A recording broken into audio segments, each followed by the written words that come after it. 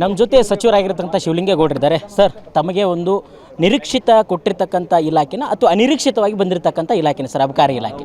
ನಿರೀಕ್ಷಿತ ಅನಿರೀಕ್ಷಿತ ಪ್ರಶ್ನೆ ಅಲ್ಲ. ಸರ್ಕಾರ ಮುಖ್ಯಮಂತ್ರಿಗಳು ಕೊಡುವಂಥದ್ದನ್ನು ನಾವು ಮಾಡಬೇಕು. ಏನೋ ನನ್ನ ಮೇಲೆ ವಿಶ್ವಾಸ ಇಟ್ಟು ಕೊಟ್ಟಿದ್ದಾರೆ, ಅದು ಭಾಳ ದೊಡ್ಡ ಖಾತೆ ಕೊಟ್ಟಿದ್ದಾರೆ.